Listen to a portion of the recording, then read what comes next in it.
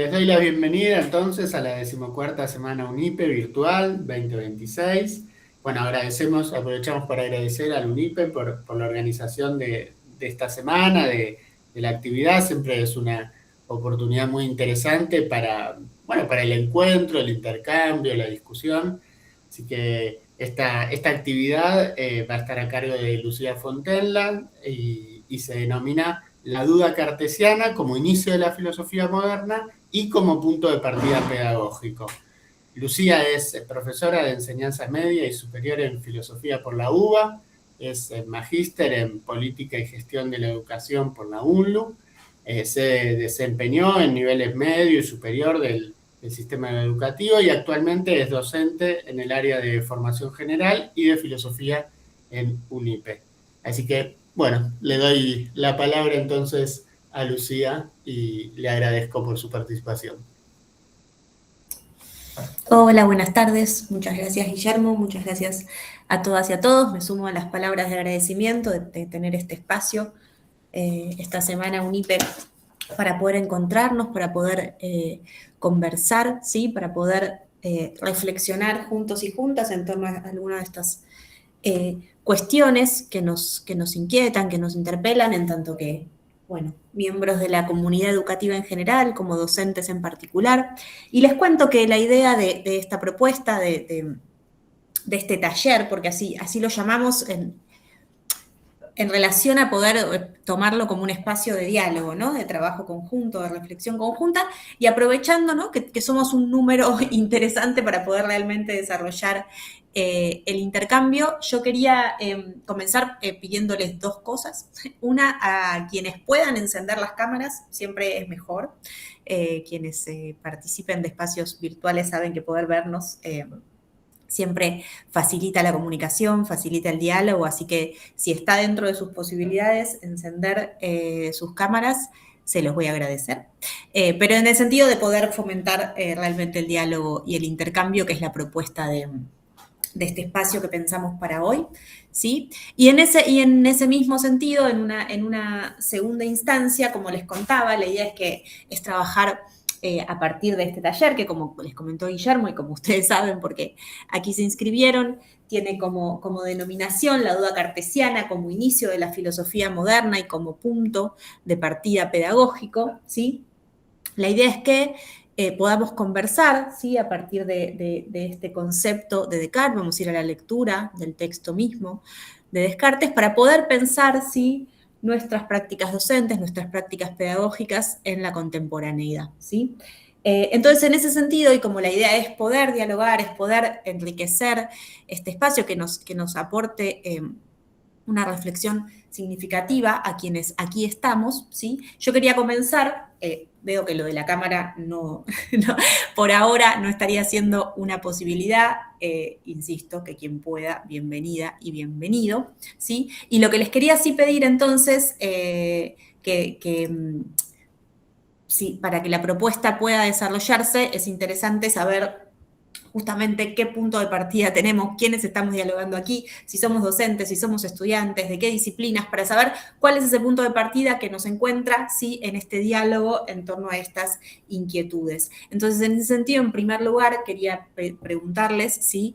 Que cada quien vaya abriendo micrófono un minutito para comentarme en qué... cuál sería su participación en este espacio, si le interesa estar aquí en tanto que docente, en tanto que estudiante, en tanto que ninguna de las dos cosas también vale, simplemente porque le interesaba escuchar cuestiones referidas a estas temáticas. Les agradezco que comencemos por allí, porque eso da lugar, enmarca en qué sentido, qué forma le vamos a dar a este intercambio y a esta discusión. Si alguna tiene ganas de comenzar, se desmutea un minutito y nos cuenta esto. Sabrina nos está hablando por el chat. Bien, Sabrina nos habla por el chat y nos cuenta dos cosas. Nos cuenta que no puede encender la cámara justamente porque está en la escuela, y nos cuenta que es profesora de filosofía, y nos cuenta que también es estudiante de la licenciatura en psicopedagogía. Sospecho que aquí en UNIPE, por cómo lo dice, pero no lo sé. Eso es una sospecha a la que me conduce el modo que tiene de Sabrina de contarnos. Gracias, Sabrina, por haber roto el hielo de la participación y bueno, por supuesto que entendemos que si estás en la escuela no puedas encender la cámara. El resto, si tienen ganas de contarnos mínimamente, Eliana, Laura, Rosa, esto que les comentaba, para saber con quiénes estamos dialogando. Ya sabemos que estamos dialogando con otra colega docente de filosofía. El resto es docente, es estudiante, que la llevó a estar aquí en este espacio de encuentro. ¿Están allí?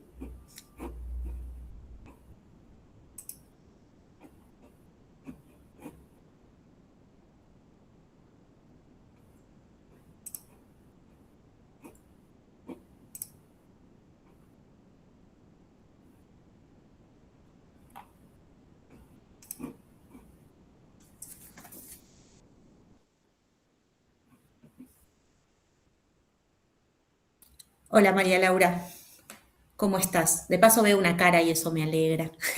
Hola, buenas tardes. Buenas tardes, estábamos simplemente introduciéndonos en este espacio de encuentro y de intercambio que vamos a proponer en este taller. Y les estaba proponiendo, María Laura, justamente como la idea es trabajar aquí en formato de taller, de diálogo, de intercambio, y perdón que te interpelo así apenas te sumás a la conversación, ¿sí? Les estaba consultando, como nos está contando Rosa aquí a través del chat, ¿sí? Que ella nos cuenta que es de Entre Ríos, que también es un buen dato, siempre olvidamos el carácter federal, no lo olvidamos, lo tenemos presente y lo agradecemos, pero a veces remarcarlo, el carácter federal de este encuentro, entonces siempre es interesante también ubicarnos espacialmente desde donde estamos conversando. Rosa nos cuenta que es de Entre Ríos y que es profe de educación especial con orientación en discapacidad intelectual. Buenísimo, Rosa, muchísimas gracias por compartirnos. Y entonces, María Laura, en ese sentido te preguntamos lo mismo, para saber con quiénes estamos dialogando para llevar adelante esta propuesta. Bueno, yo soy de Presidencia Roque Sáenz Peña Chaco y soy docente jubilada de filosofía. Buenísimo, ya tenemos otra colega, Sabrina también es docente de filosofía, por aquí también, pero no es requisito ser docente de filosofía para estar en este espacio, pero por supuesto que hay inquietudes que nos conducen a este espacio, a esta temática que nos convoca hoy para conversar. Bueno, Laura, Eliana, cuando tengan ganas de contarnos, aunque sea a través del chat, esto que les preguntaba, bienvenidas a hacerlo, pero si quieren, vamos dando inicio, ¿sí?, al espacio que, como les comentaba, la idea es esto, ¿no? Que podamos establecer un espacio de diálogo, de reflexión en torno a esto que nos convoca como concepto, como problema, como tema, que es la cuestión de la duda, ¿no? La cuestión del dudar, la cuestión de poner en cuestión, ¿no? Y por supuesto, en tanto que ese va a ser el tema que nos ocupe, ¿sí?, vamos a tener allí como referencia y va a ser el eje de nuestra conversación un texto clásico de la historia del pensamiento, de la historia de la filosofía moderna, como es el texto de Descartes, Las Meditaciones Metafísicas, en donde la cuestión del dudar, la cuestión de la duda, la cuestión del poner en cuestión, de revisar, ¿sí?, nuestros conocimientos, nuestros saberes previos, aparece como una dimensión fundamental, ¿sí?, de la propuesta cartesiana, ¿sí?, de aquello que la propia propuesta cartesiana va a fundar, ¿sí?, que, como decimos allí en el título del taller, sabemos, ¿sí?, y si no sabemos, recordamos aquí, ¿sí?, que tiene que ver con este gesto fundador, esta puesta en cuestión de la duda cartesiana con las características que le vamos a poder atribuir luego de acercarnos al texto de Descartes, esta duda de carácter hiperbólico, radical, que le va a llevar a revisar, ¿sí?, los fundamentos de todo aquello que conoce y de todo aquello que podemos considerar un conocimiento verdadero, ¿sí? Lo que a nosotros nos interesa pensar aquí es, a partir, ¿sí?, de ese texto, a partir de ese gesto cartesiano fundacional, de lo que se conocerá y de lo que será y que constituirá el pensamiento moderno y la filosofía moderna, ¿en qué sentido también lo podemos pensar como punto de partida de nuestras prácticas pedagógicas, de nuestras prácticas docentes? Porque, por lo que pudimos un poco aquí saber, lo que nos convoca aquí, lo que nos reúne, ¿sí?, es nuestro ser docentes, nuestro ser parte de la comunidad educativa desde ambos lados, por supuesto, desde nuestra propia formación, pero también desde nuestro rol docente en el aula. Entonces, En primer lugar, lo que queríamos poner sobre la mesa, lo que queríamos poner en diálogo, ¿sí? Es poder pensar esta cuestión específica, esta cuestión del ejercicio de la duda, el ejercicio de la duda en tanto revisión, ¿sí? De aquellos saberes que se consideran válidos, de aquellos conocimientos que cada quien porta a la hora de iniciar un encuentro en el aula, ¿sí? Gracias, Laura. Y Laura, perdón, también, claro, estamos en un horario de escuela y Laura nos cuenta también que es preceptora y está en la escuela y por eso no puede poner la cámara y tampoco hablar por el micrófono. También nos cuenta que es profesora de filosofía y también en Entre Ríos. Así que, bueno, gracias, Laura, por tu participación. Bueno, más aún, ¿no? Claramente vamos sabiendo que lo que nos convoca, que lo que nos reúne, que nuestro elemento en común es este ser docentes, en particular de filosofía, pero de humanidades en general, ¿sí? Entonces, la idea es que podamos pensar qué lugar ocupa, ¿sí?, en nuestras prácticas pedagógicas esto que muchas veces, ¿no?, aparece como un lugar remanido, ¿no? Esta idea de la puesta en cuestión, de la duda, del preguntar, del interrogar, pero justamente poder preguntarnos aquí qué características porta específicamente este ejercicio de la duda en una propuesta pedagógica, con qué objetivos, con qué fines nos proponemos, si es que lo hacemos, ¿sí? Y allí ustedes me dirán si es que es parte de nuestras prácticas pedagógicas, de nuestras prácticas docentes, de nuestros objetivos, nuestros propósitos al interior del aula, a transitar la experiencia de la duda, ¿no? Transitar la experiencia de la puesta en cuestión de lo que consideramos verdadero. Transitar ese camino de revisión, ¿sí?, de los propios conocimientos, de los propios saberes, de las propias opiniones, ¿no? ¿Y por qué entonces creemos que allí es fundamental volver a un texto clásico que la mayoría de ustedes conocerá y habrá trabajado desde múltiples aristas y desde múltiples aspectos, como son las meditaciones metafísicas de Descartes, para ver, ¿no?, en este diálogo que la filosofía hace con la tradición, con el pasado, ver qué de eso que Descartes nos está proponiendo en un texto del siglo XVII, de mediados del siglo XVII, nos interpela hoy, nos da elementos para pensar, ¿sí?, nuestras propias prácticas pedagógicas y el sentido de las mismas, ¿no? Porque yo empezaba diciendo, claramente no estoy aquí revelándoles ninguna novedad al decirles que consideramos a la duda, a la puesta en cuestión, a la problematización de los saberes previos, un elemento importante, por no decir fundamental, de nuestras prácticas pedagógicas. Pero lo que queremos a partir de la lectura del texto de Descartes es preguntarnos en qué sentido, cómo, qué tipo de duda es el que consideramos un dudar productivo al interior del aula, en qué sentido, a dónde nos conduce.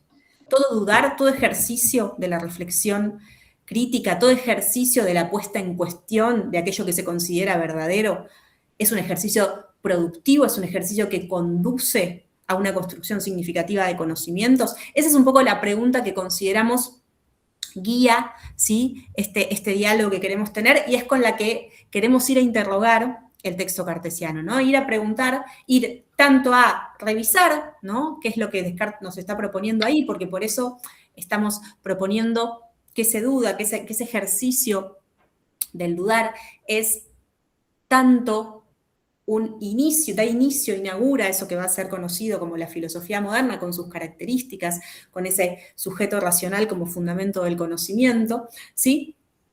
Pero al mismo tiempo puede ser un punto de partida pedagógico, más allá, ¿sí?, de las distancias que podamos establecer entre la propuesta de Descartes y nuestras prácticas docentes contemporáneas. Queremos ir a encontrar allí un punto en común, ¿sí?, si es que lo hay, lo vamos a hacer siendo consecuentes con la propuesta del taller y con la propuesta del dudar como una interrogación, lo vamos a ir a llevar allí como una pregunta, ¿no?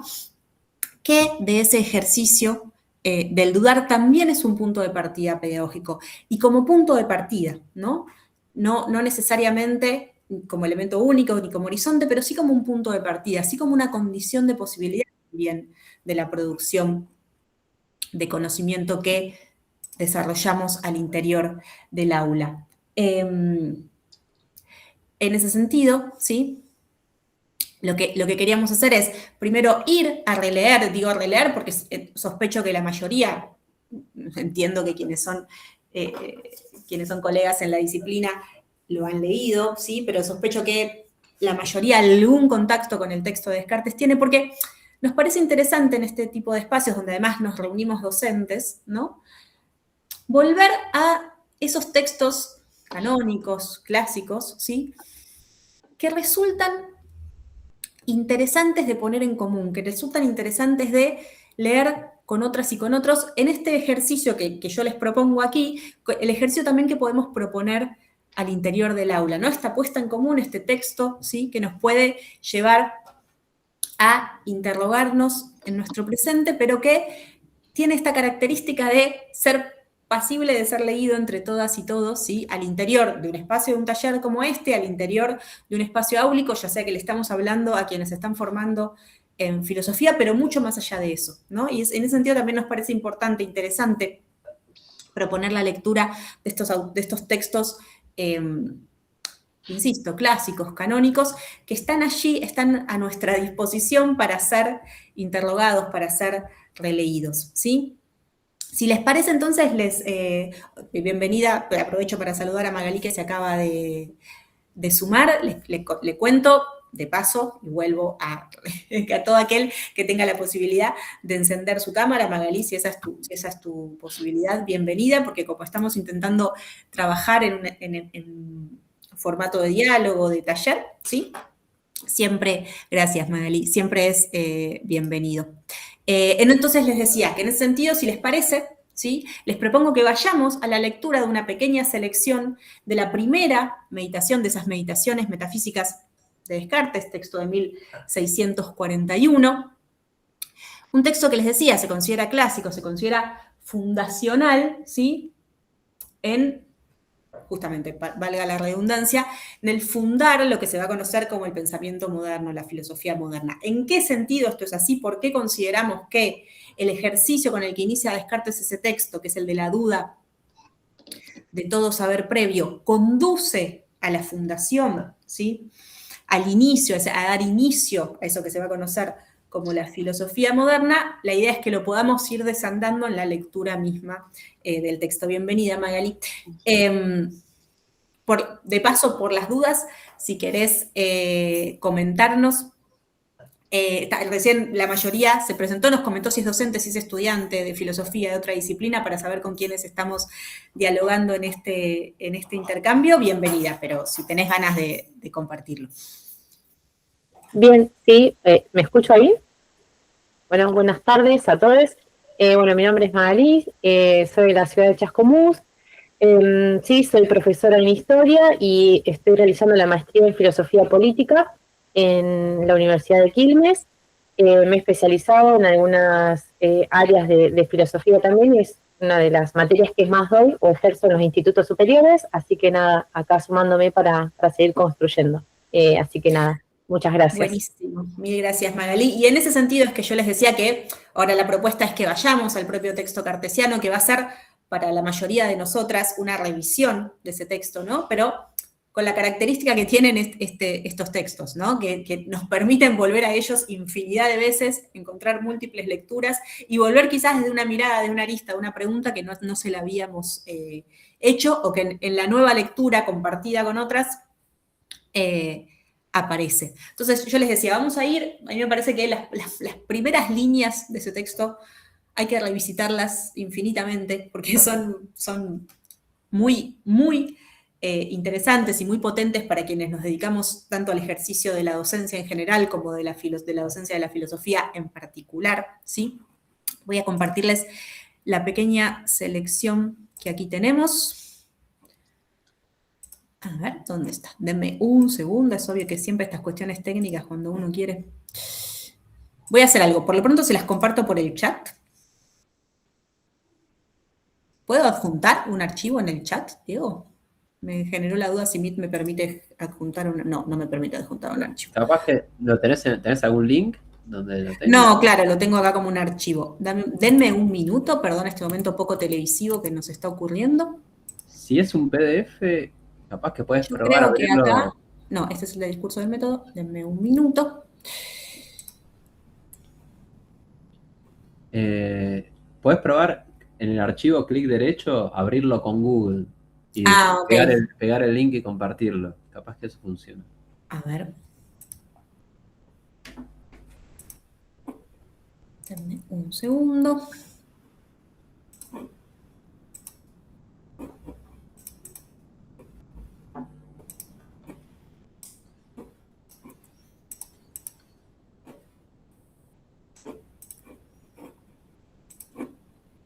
De nuevo pido disculpas por esto, pensé que iba a ser más simple. Pero recién se abrió. Sí, pero se abrió otro archivo, no el que yo quería hacer. Se abrió una selección del bien, discurso bien. del método con la que Ah. quería trabajar un poquito más tarde. Gracias por la aclaración igual. A ver. Yo aquí lo tengo. Esto debería dejarme compartir. Denme un minuto.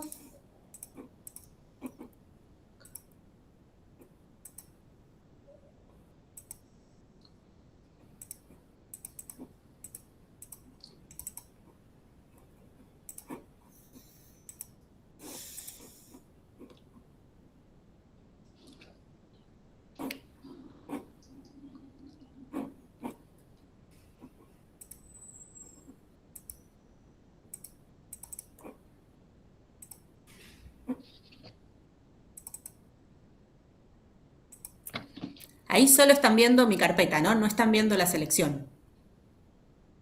Ustedes ven una carpeta de archivos. Lo que yo les Sí. puedo compartir es eso, no la selección. Perfecto. Nunca pensé que esto me iba a pasar. Denme un segundo más. ¿Por qué si yo tengo abierta el archivo no me lo deja compartir? A ver. Si alguien es más ducho que yo en estas cuestiones tecnológicas. Ah, acá está, ahora me tiene que dejar. Lo logré. ¿Lo están viendo? ¿Están viendo el Sí. discurso del método? Sí. Bien. Genial. Gracias. Gracias, Laura. Bien. Entonces, la idea es que vayamos, les decía, a una... Luego, porque se los quería enviar, por eso hice la selección prolija con las referencias y para que tengamos allí también una pequeña... Siempre es interesante, ¿no? Estamos muy acostumbradas a trabajar con selecciones, con recortes, siempre es interesante volverlos a poner en su contexto, ¿no? Este recorte, estas breves líneas que vamos a trabajar son parte de una obra mayor, que son las meditaciones metafísicas. Nosotros simplemente vamos a leer una pequeña selección de esa primera meditación de Descartes, ¿sí? Que es al tema que nosotras nos convoca, perdón, hablo en femenino porque somos todas, entiendo que nos sentimos así referenciadas, cualquier cosa me avisan. Entonces yo les decía, porque es un texto que me parece tan interesante de volver a revisitar, ¿no? La meditación primera es lisa y llana. Descartes habla de las cosas que pueden ponerse en duda. Así inicia, ¿sí?, su reflexión, su meditación, ¿no? Y son muy interesantes esas primeras líneas porque Descartes comienza diciendo: hace mucho tiempo que me he dado cuenta que desde mi niñez he admitido como verdaderas una porción de opiniones falsas y que todo lo que después he ido edificando sobre tan endebles principios no puede ser sino muy dudoso e incierto. Desde entonces he juzgado que era preciso acometer seriamente una vez en mi vida la empresa de deshacerme de todas las opiniones a las que había dado crédito y empezar de nuevo, desde los fundamentos, si quería establecer algo firme y constante en las ciencias. Y en esas primeras líneas, creo yo, aparece un objetivo fundamental de la propuesta cartesiana. Primero, el reconocimiento de la aceptación acrítica desde la niñez, ¿sí?, de opiniones falsas, de admitir como verdadero aquello que se le revela ahora como falso. Y esta idea de que lo que necesita hacer es revisar, ¿no?, esos saberes, esas opiniones previas con las que cuenta, ¿sí?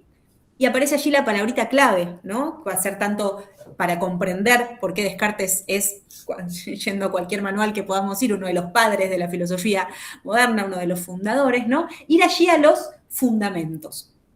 en lo que él va a poner en cuestión, lo que va a revisar, ¿sí? No son los contenidos de esas opiniones, no son los contenidos de eso que admitió como verdadero y que ahora se le aparece como dudoso o falso, sino los fundamentos. Y allí empieza a aparecer uno de los elementos que nosotros queremos rescatar, ¿sí?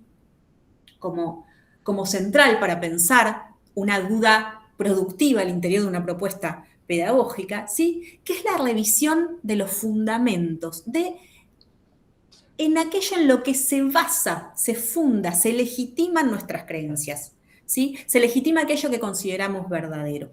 Y nos parece que ese gesto de poner en cuestión no el contenido, ¿sí? Sino cómo llegamos a la afirmación, en qué se funda, de dónde procede aquello que consideramos verdadero, es un gesto central, ¿sí? Que queremos y vamos allí buscar y recuperar, ¿sí? Entonces, si quiere deshacerse de esas opiniones dudosas, lo que tiene que hacer, ¿sí? Es fundar, ir a unos nuevos fundamentos. Esos nuevos fundamentos serán los que lo conducirán, ¿sí? A ser justamente el fundador de una nueva manera de comprender el conocimiento que se inaugurará con la filosofía moderna, ¿sí? Un nuevo fundar, un nuevo legitimar de otro modo el conocimiento. Pero lo que nos va a parecer muy interesante de eso es esta idea de que lo que es interesante poner en cuestión, y además posible de ser puesto en cuestión, son los fundamentos de nuestras creencias, ¿sí? Los fundamentos de aquello que vamos a considerar verdadero. Y es interesante lo que sigue a continuación, ¿sí? Porque dice, mas pareciéndome muy grande la empresa, he aguardado hasta llegar a una edad tan madura que no pudiera esperar otra más propia luego para llevar a bien mi proyecto. Por lo cual lo he diferido tanto tiempo que ya creo que cometería una falta grave si perdieran de liberar el que me queda para la acción. Hoy pues, habiendo muy a punto para mis designios, librado mi espíritu de toda suerte de cuidados, sin pasiones que me agiten, por fortuna, y gozando de un seguro reposo, en un apacible retiro, voy a aplicarme seriamente y con libertad a destruir en general todas mis opiniones antiguas, ¿sí? Les decía que me parece interesante este gesto de Descartes, dice que llegó a una edad madura, lo que se consideraba una edad madura en su época, no tiene mucho más que 40 años largos en el momento en el que escribe este texto, pero más allá de eso dice que necesita tranquilidad, reposo, ¿no? Un espacio y un tiempo de tranquilidad, de seguridad para llevar a cabo esta tarea, ¿sí? Y me parecía interesante pensar estas condiciones de posibilidad para la puesta en duda, para la revisión, ¿sí? De nuestros conocimientos, en el sentido de necesitamos tiempo y espacio para hacerlo, ¿sí? No lo podemos hacer en el ajetreo cotidiano al que nos conduce nuestra existencia. Y me parecía interesante pensar ese tiempo y espacio como condición de posibilidad, ¿sí? Para la puesta en duda, para la revisión de nuestros conocimientos previos, como el tiempo y el espacio que nos da o nos debería dar el aula, ¿no? La escuela, el espacio de la escuela, el instituto de formación, la universidad en donde nos desempeñemos, ese tiempo y espacio destinado al saber, destinado al pensamiento, ¿no? Y la importancia, ¿no? A veces, como es parte de nuestra cotidianidad, olvidamos la relevancia que tiene tener un tiempo y un espacio dedicado al saber, dedicado al pensamiento. ¿De qué otra cosa nos ocupamos si no cuando nos paramos frente a un aula, ¿no? Entonces, me parece interesante recuperar ese gesto cartesiano que él lo plantea en términos individuales y lo plantea en términos de que él llegó a una edad madura y él encontró esas condiciones para hacerlo, ¿sí? Más allá de todas las connotaciones que justamente la noción misma de individuo moderno nos puede conducir.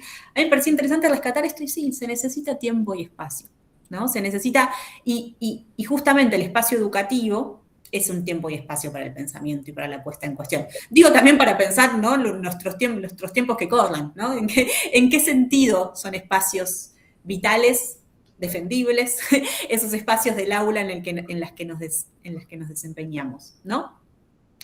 Y acá, por favor, quien quiera interrumpirme en el momento que lo considere necesario, simplemente se desmutea y aporta lo que tenga ganas de aportar. Eso, por favor, no lo olvidemos a lo largo de todo este espacio, este encuentro.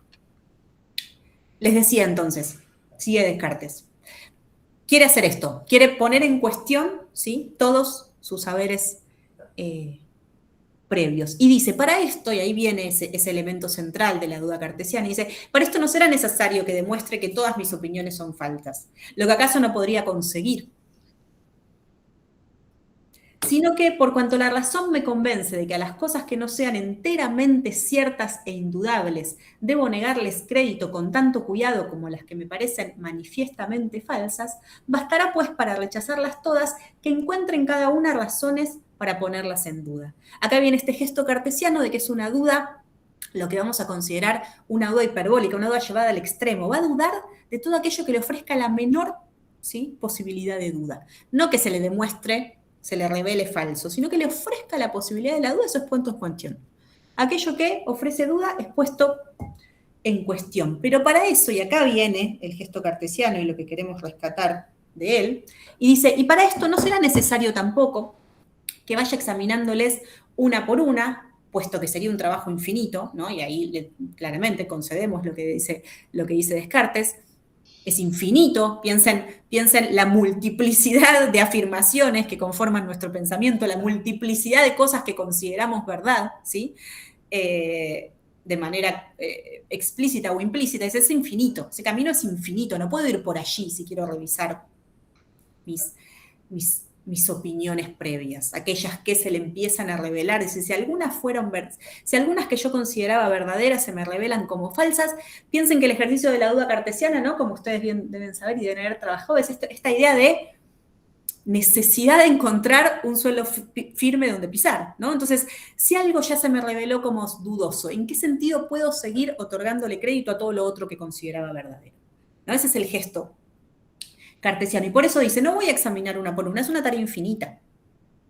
Para esto no será necesario tampoco que vaya examinándoles una por una, pues sería un trabajo infinito. Y dice, puesto que la ruina de los cimientos arrastra necesariamente consigo la del edificio todo, bastará que dirija primero mis ataques contra los principios sobre los que descansaban todas mis opiniones antiguas. Y acá viene esto que yo les decía hace un ratito. Y viene esta metáfora famosa de Descartes de los cimientos del edificio del conocimiento, ¿sí?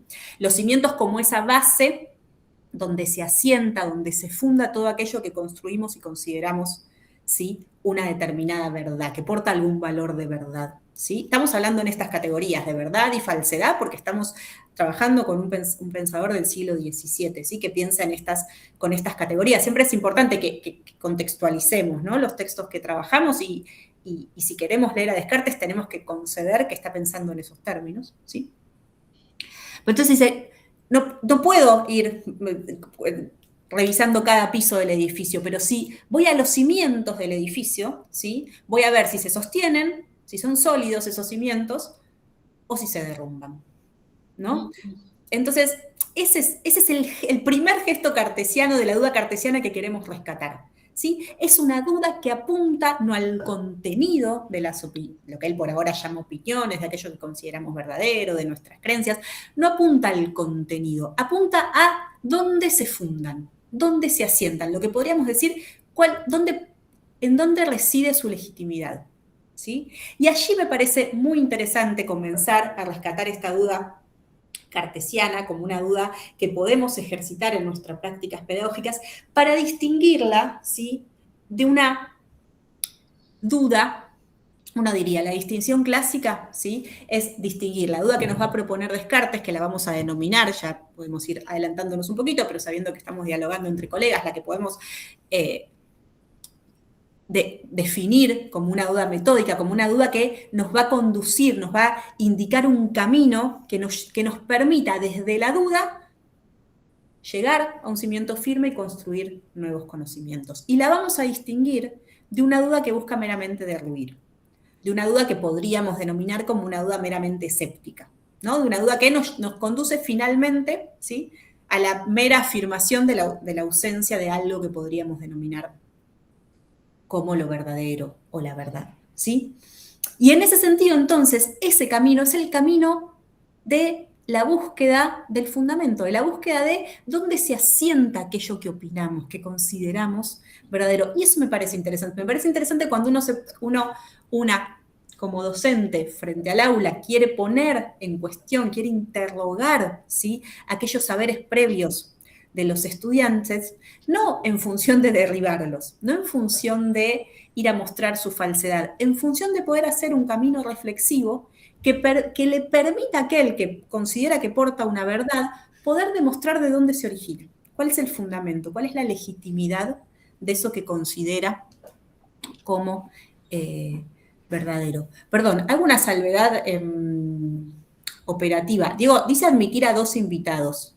¿Será que hay gente que está esperando para ingresar? ¿Yo lo puedo hacer? Listo.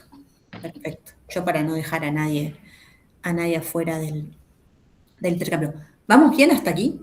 Bien. Insisto que cualquier cosa, Laura, perdón, te tengo con la cámara, por eso te uso ahí de interlocutora. Y todos quienes hayan estado en instancias de formación virtual saben lo importante que tenés una cara a quien hablarle.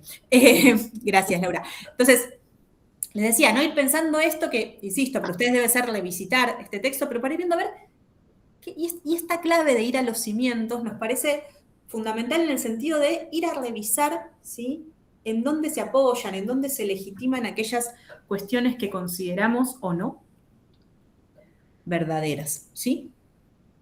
Y entonces, en ese sentido, y acá viene, ¿sí?, el Descartes se va a preguntar, ¿sí?, bueno, perfecto, entonces yo no voy a ir a revisar cada una de mis opiniones, lo que voy a ir a revisar son los principios, en dónde se fundan. Y allí viene el primer lugar a donde va a dudar Descartes, y me parece muy interesante que sea ese el primer lugar, porque Descartes es consciente de un sentido común que nos acompaña hasta nuestros días, y dice, todo lo que he tenido hasta hoy, por más verdadero y seguro, lo he aprendido de los sentidos o por los sentidos. La primera fuente del conocimiento que encuentra Descartes son los sentidos, ¿sí? Y uno podría decir, y sí, es evidente que ella se le represente como la primera fuente del conocimiento, ¿no? Aquello que se nos aparece, se nos revela a través de los sentidos. Y yo creo que allí Descartes es muy lúcido de comprender un sentido común empirista, en sentido estricto, ¿no?, del empirismo, de aquello que damos crédito es aquello que nos ofrece, nos revelan nuestros sentidos, aquello que podemos experimentar de algún modo. Y yo creo que eso es algo que vivenciamos, ¿no?, permanentemente cuando entramos en diálogo con nuestros estudiantes o en cualquier ámbito en el que entremos en diálogo para sostener, ¿sí?, alguna afirmación, para sostener alguna verdad, esta idea de es porque lo vi, es porque lo escuché. Y eso lo podemos extender a es porque me lo dijeron, es porque lo leí, ¿no? Pero la idea de tener una experiencia concreta, ¿sí? Por eso yo lo llamo algo así como un sentido común empirista que nos constituye a todas y a todos, porque es una necesidad vital, ¿no? Necesitamos dar crédito a nuestros sentidos para desenvolvernos en este mundo. Y eso es lo que inmediatamente Descartes constata, ¿sí? Que todo aquello que ha tenido por verdadero o seguro lo ha aprendido a través de los sentidos. Sí. Sentidos. Perdón. Ahora, Laura, solo te pido si querés silenciar tu micrófono un segundito. Escuchando, pero porque está dialogando con alguien más que este espacio. Laura, ¿nos escuchás? Ahora veo, a ver si lo puedo silenciar. Hay esa manera, ¿no?, autoritaria de silenciar. Sí. Me parece sobre los fines de poder seguir conversando. Perfecto, gracias, Diego. Insisto, todos los demás que quieran desmutear, si tengan o no cámara, quieran hablar por el chat, bienvenidas y bienvenidos, ¿sí? Hacerlo, la idea es que esto sea un espacio real, genuino de intercambio. Les decía entonces, Descartes comienza desde allí, comienza reconociendo, ¿sí?, que esa primera fuente de acceso a lo que consideramos verdadero son los sentidos, pero inmediatamente reconoce, experimentado varias veces, que los sentidos son engañosos. Y es prudente no fiarse nunca por completo de quienes nos han engañado una vez. Al tiempo, al instante que revela que la primera fuente de nuestro conocimiento, ese primer cimiento, ese lugar en donde apoyamos aquello que consideramos, de donde emerge, ¿sí?, aquello a lo que le damos un valor de verdad, aquellas opiniones que conforman nuestro pensamiento, es lo que podemos experimentar, son nuestros sentidos, ¿sí? Pero inmediatamente reconoce que los sentidos nos han engañado en múltiples oportunidades. Y que entonces, ¿cómo vamos a dar crédito a los sentidos, ¿sí?, si alguna vez nos engañaron? Fíjense que Descartes siempre está en búsqueda de un criterio que le permita distinguir lo verdadero de lo falso.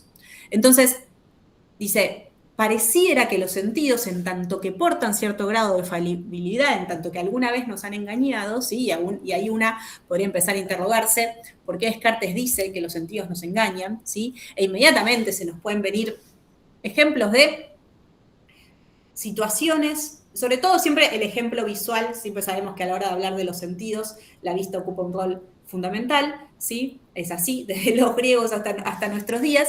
Entonces, sabemos que muchas veces aquello que vemos y que se nos puede parecer efectivamente real en tanto que lo vemos, puede portar cierto grado de engaño. Y ahí podemos empezar, nosotras lo sabemos, a pensar en todas aquellas situaciones en las que algo se nos revelaba de una determinada manera y se nos aparece de otra. Yo tenía allí imágenes, es muy clásico pensar estas cuestiones con las imágenes de la Gestalt, ¿sí? Pero me costó tanto compartir el archivo del texto que temo no poder compartirles las imágenes, pero quizás, digo, como estoy hablando con colegas, quizás las conocen. Por ejemplo, la clásica imagen del pato conejo, esa imagen de la Gestalt en la que se nos dibuja un pato que si lo miramos desde un determinado punto de vista es un pato y si lo miramos desde otro determinado punto de vista es un conejo.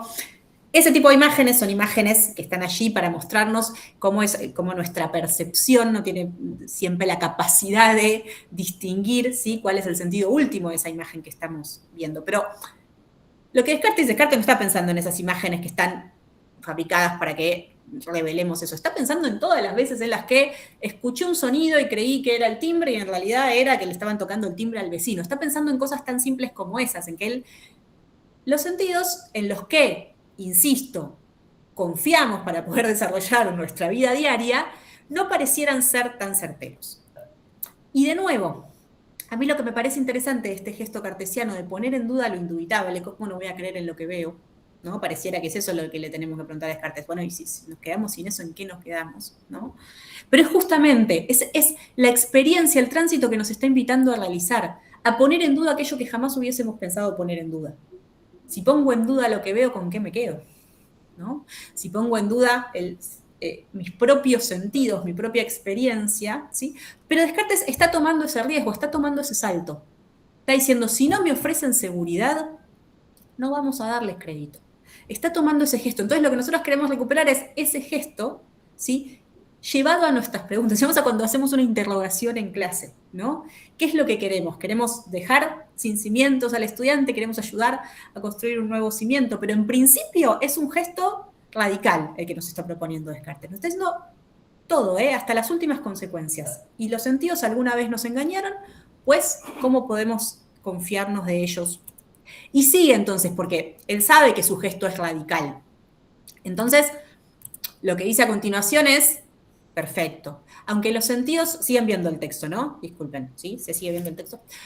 Pero aunque los sentidos nos engañen a las veces acerca de cosas muy poco sensibles o muy remotas, es decir, lo que realmente no puedo ver, el ejemplo clásico de veo un reflejo en la ruta, pienso que es agua, me acerco y era el reflejo del sol, esa es una de las imágenes más clásicas para ver cuando los sentidos nos engañan, la vista nos engaña, ¿no? Vamos en la ruta, nos parece que adelante hay agua y cuando nos acercamos es claro que era el reflejo del sol contra el pavimento que nos hacía pensar que eso era agua.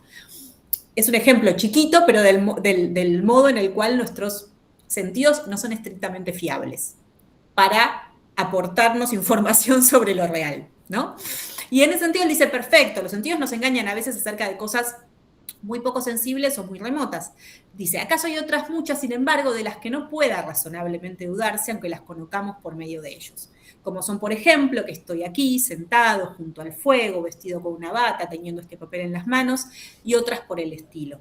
¿Y cómo negar que estas manos y este cuerpo sean míos, a no ser que me empareje a algunos insensatos cuyo cerebro está tan turbio y ofuscado por los negros vapores de la bilis, que afirman de continuo ser reyes, siendo muy pobres, estar vestidos de oro y púrpura, estando en realidad desnudos, o se imaginan que son cacharros o que tienen el cuerpo de vidrio?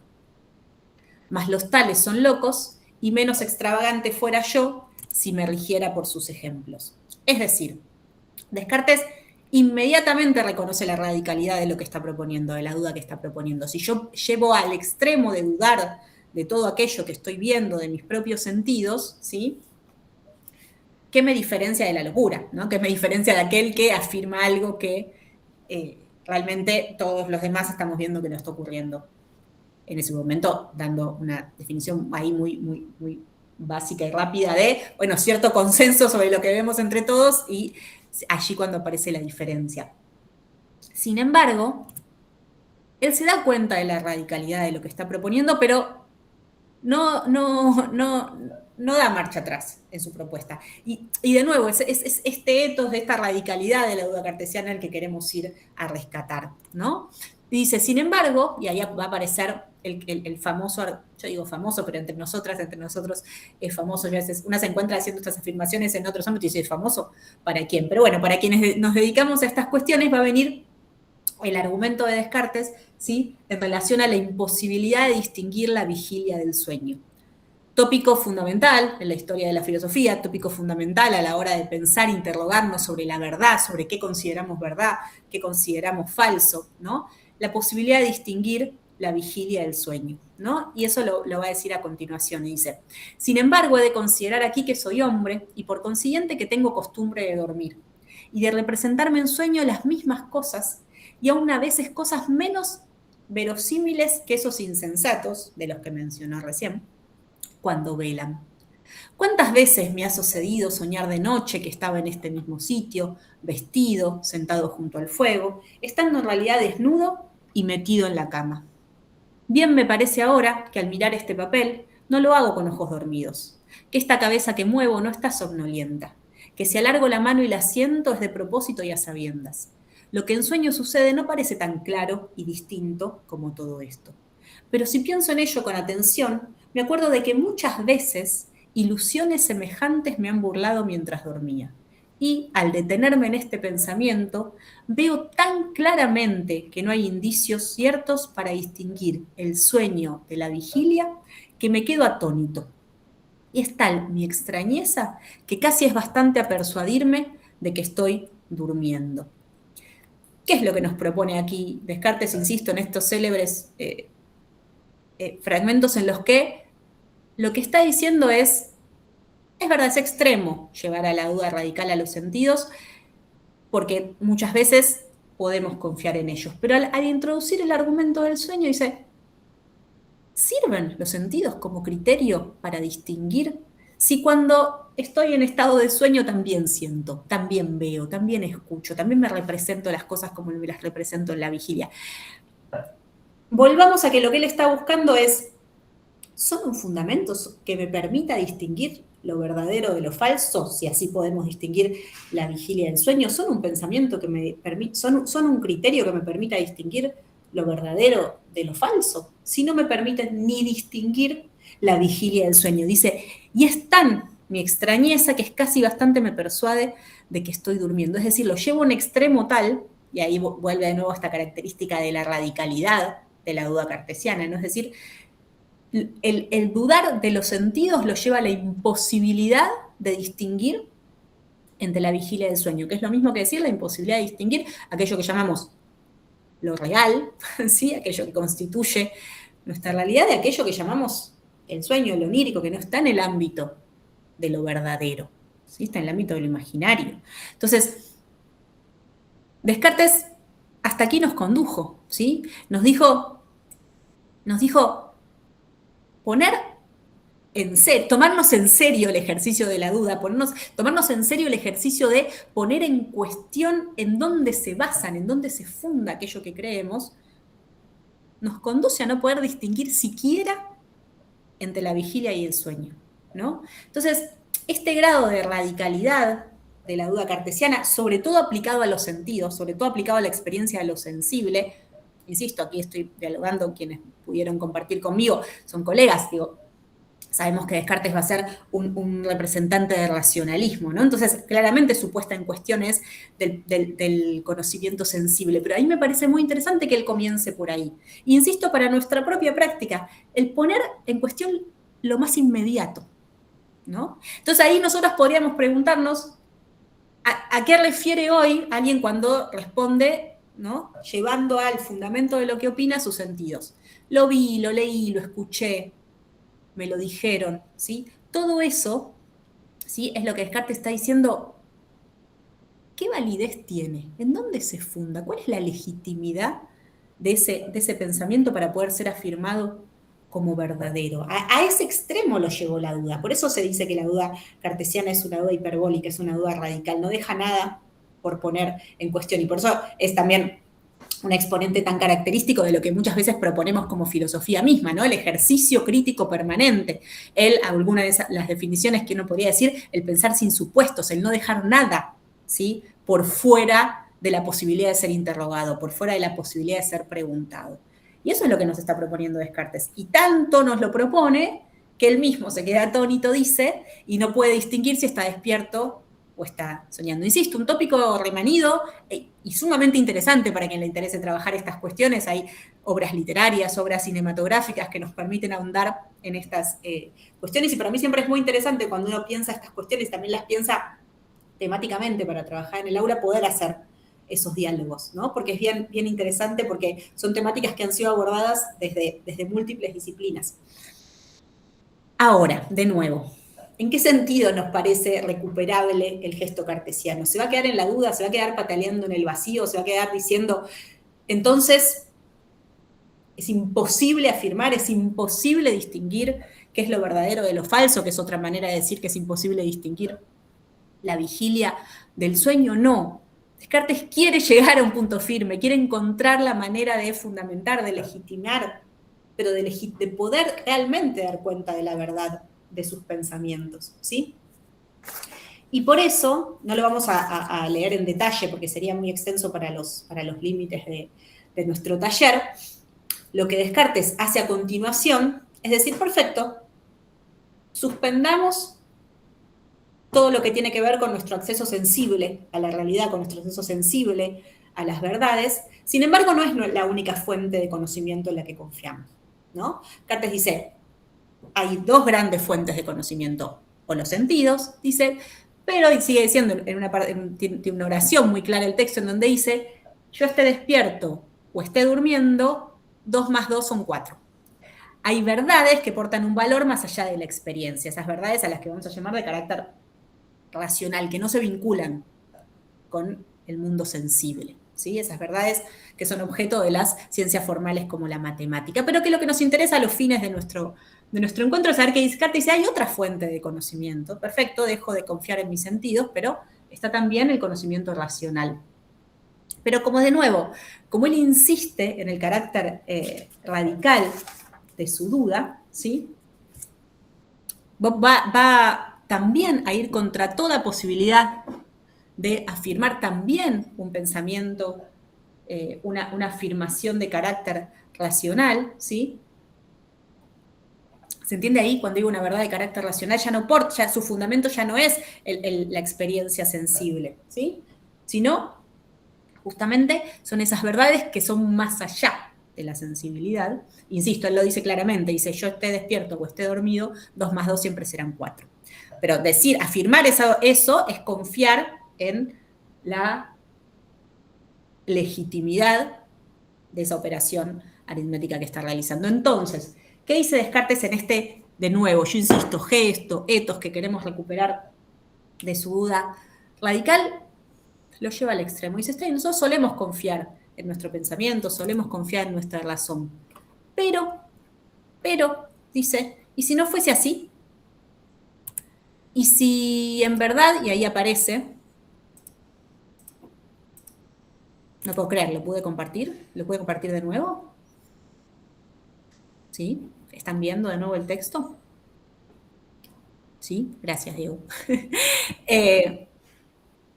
Porque después me di cuenta que lo saqué y dije, uy, no sé si lo voy a poder volver a compartir, pero bien. Y va a venir entonces en lo que se conoce en la filosofía cartesiana como el argumento del genio maligno, que seguramente lo conocen, y si no lo conocen lo habrán escuchado de costado, ¿sí? Pero que de nuevo a nosotros nos interesa porque es otra manera de evidenciar el carácter radical, ¿sí? De la propuesta de la duda que nos está proponiendo Descartes, ¿sí? Entonces él dice, voy a dudar de todo, también de que 2 más 2 es 4. Y aquí empieza, ¿sí? Esta idea de lo interesante del gesto cartesiano de decir, Si queremos realmente ser consecuentes con una actitud crítica y problematizadora, ¿sí?, de todo aquello que consideramos verdadero, sin pasarlo por un tamiz reflexivo que nos permita dar cuenta de dónde se funda, de cuál es la legitimidad de eso que consideramos verdad, tenemos que tener este gesto de la duda radical permanente, ¿sí? Así sea de un modo forzado, pero lo debemos ejercitar de un modo permanente. Y sigue diciendo entonces Descartes, porque viene dudando y dice, y viene llamándose a sí mismo la atención de mantener este espíritu de la duda permanente, y dice, mas no basta haber hecho las anteriores advertencias. He de cuidar, además de recordarlas siempre, que esas viejas y ordinarias opiniones tornan a menudo a ocupar mi pensamiento, pues el trato familiar y continuado que han tenido conmigo, les da derecho a penetrar en mi espíritu sin mi permiso y casi a adueñarse de mi creencia. Y nunca perderé la costumbre de inclinarme entre ellas y entregarles mi confianza mientras las considere como efectivamente son, a saber, dudosas, en cierto modo, como acabo de mostrar, pero muy probables, sin embargo, de suerte que más razón hay para creer en ellas que para negarlas. ¿Qué nos está diciendo acá Descartes? ¿Y qué nos puede decir, ¿sí?, a nosotros hoy? Nos está diciendo, hay una costumbre a volver a afirmar irreflexivamente aquello que considerábamos y que siempre hemos considerado verdadero. Descartes es un filósofo de la modernidad, está poniendo en cuestión, está discutiendo con los saberes tradicionales, con los saberes de la tradición, con los saberes de la verdad revelada. Está diciendo, portan un peso tan fuerte en mi costumbre, en mi pensamiento, que por más dudosos que yo los pueda presentar, tienden a volver a instalarse en mi pensamiento como verdades, ¿no? Y ahí me parece a mí que nos está hablando. Nos está diciendo, hey, ojo, ¿qué ocurre con nuestros pensamientos? ¿Qué ocurre con nuestras opiniones? ¿Son realmente pasadas por el tamiz de la crítica, de la reflexión, de la duda para poder demostrar su legitimidad? ¿O tienen este peso de la costumbre, de la tradición que se nos vuelven a imponer como verdades? Y ahí lo que uno podría hacer es interrogarse por, justamente, si Descartes se encontraba en los sentidos, ¿sí?, en la razón, es ese peso, en las verdades adquiridas mediante la tradición, ¿sí?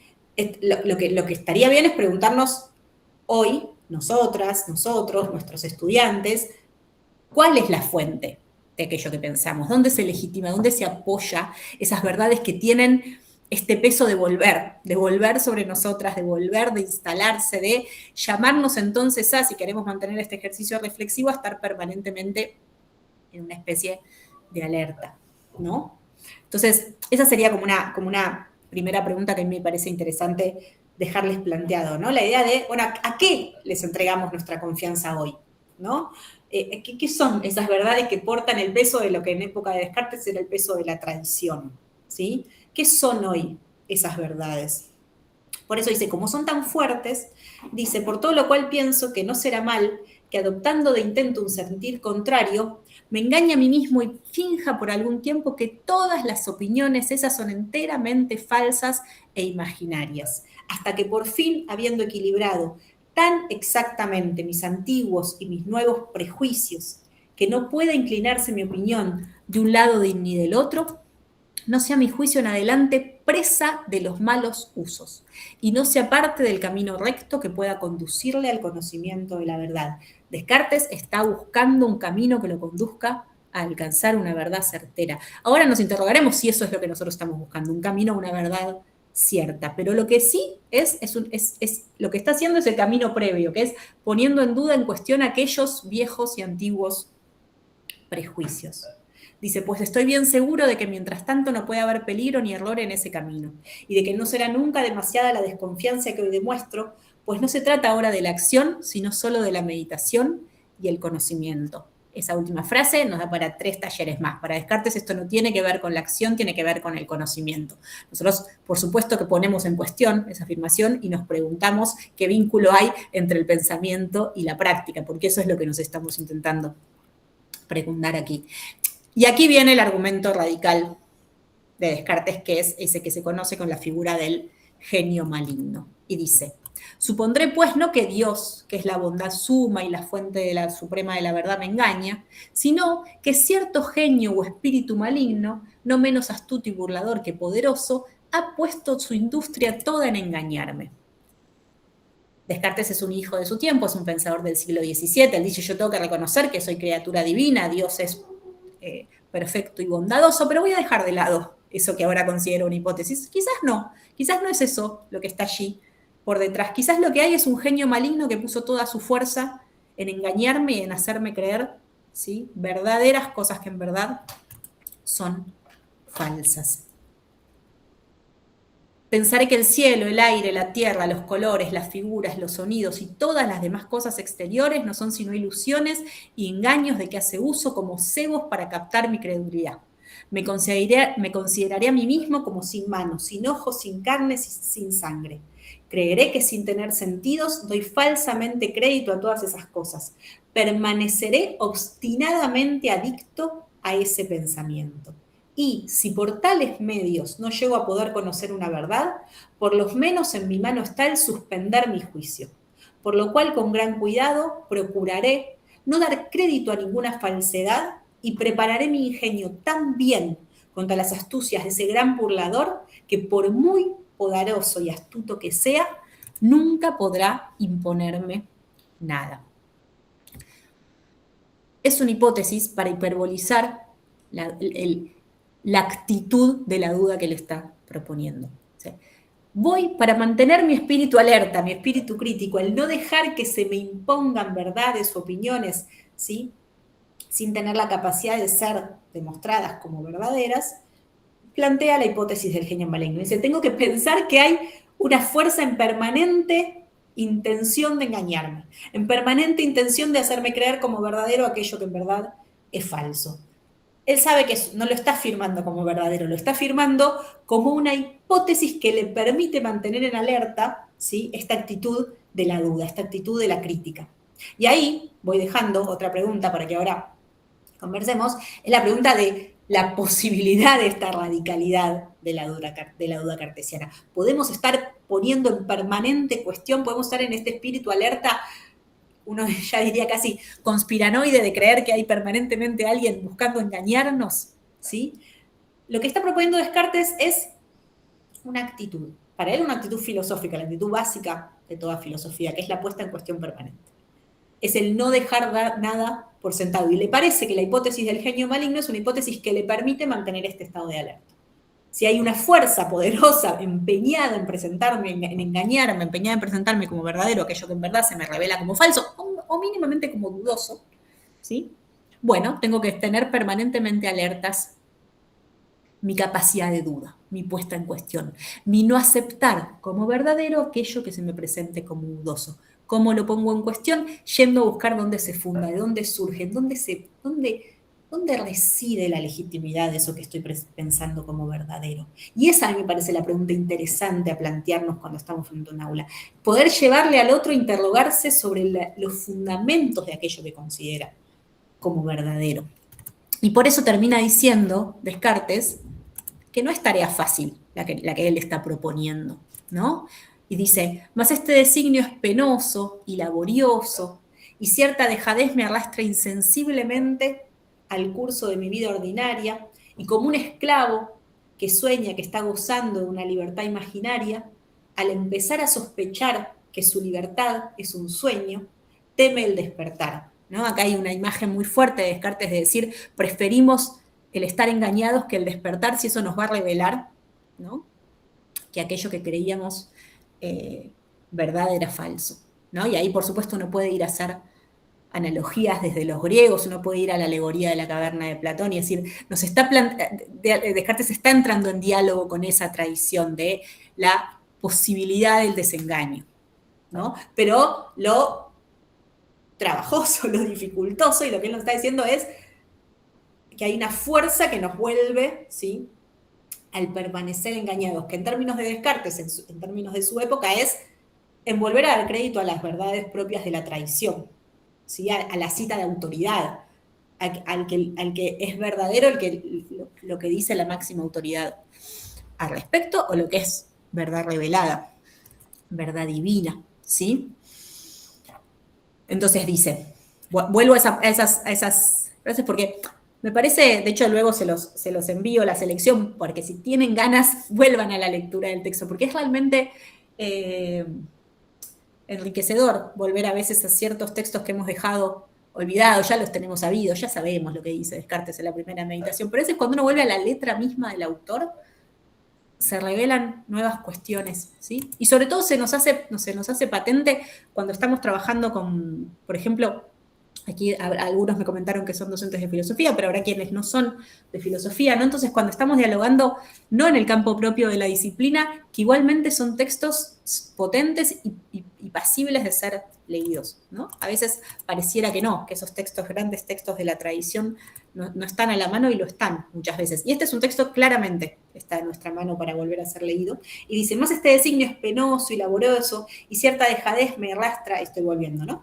Insensiblemente al curso de mi vida ordinaria, y como un esclavo que sueña que está gozando de una libertad imaginaria, al empezar a sospechar que su libertad es un sueño, teme el despertar y conspira con esas gratas ilusiones para seguir siendo más tiempo engañado. Así yo vuelvo insensiblemente a caer en mis antiguas opiniones y temo el despertar de esta somnolencia por miedo de que las laboriosas vigilias que habían de suceder a la tranquilidad de mi reposo, en lugar de darme alguna vez en el conocimiento de la verdad, no sean bastantes a aclarar todas las tinieblas de las dificultades que acabo de remover.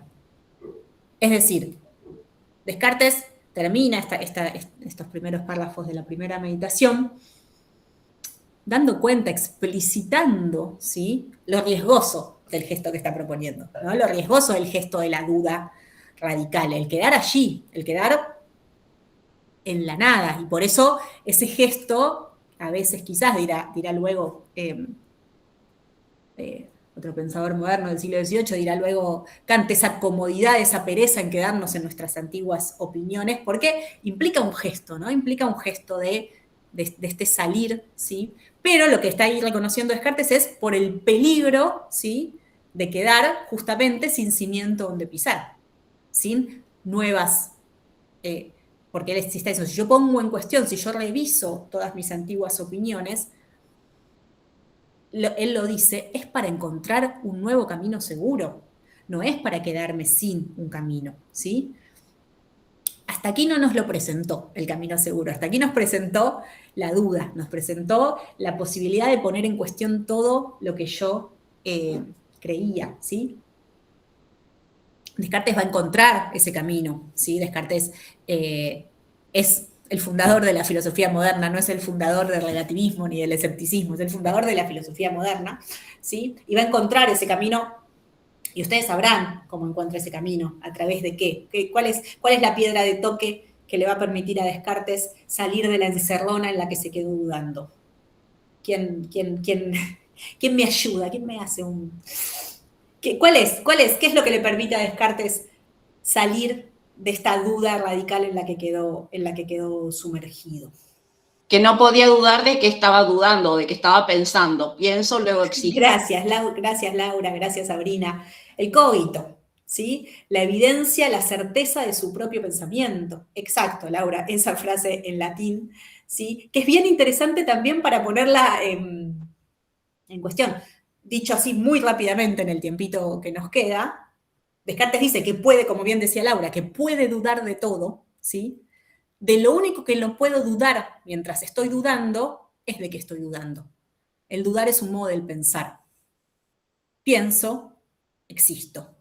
Y adrede digo pienso, existo, y no pienso, luego existo, porque la radicalidad del cogito cartesiano, cogito es pienso, en latín, ¿sí?, tiene que ver con la inmediatez. Es una certeza inmediata. En tanto que pienso, existo.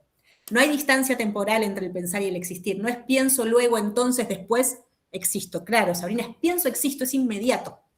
Esa certeza racional, esa certeza del cogito es la que le va a permitir a Descartes tener una piedra de toque, ¿sí?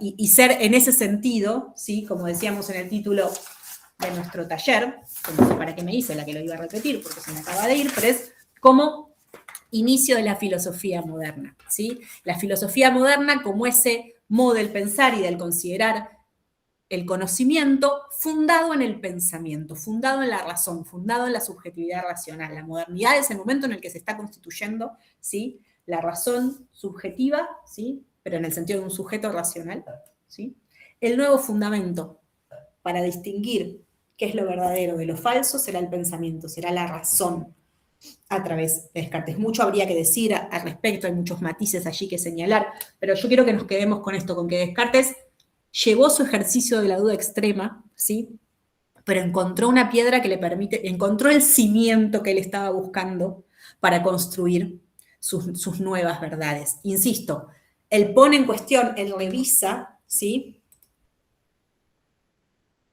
Claro, exacto, Miguel ahí nos hace una aclaración en términos de traducción del latín, que claramente, pero yo lo que se los presentaba era justamente que a veces en la tradición que produce la traducción a veces, ¿no?, se nos presenta como temporal ese luego. Pienso, luego existo. Y solo tiene la potencia que tiene el cogito cartesiano si es inmediato. Piensen que Descartes está dudando de la experiencia, no puede haber una distancia temporal allí.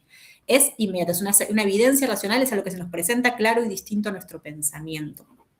Gracias, Miguel, por la aclaración. Pero lo importante allí es la inmediatez, ¿no? Pero entonces, lo que nos importa aquí, en este espacio, en lo que nos estamos queriendo interrogar, es que Descartes llegó ahí a su piedra de toque, ¿no?, a lo que le permitirá, ¿no?, a partir de allí construir de nuevo el edificio de las ciencias.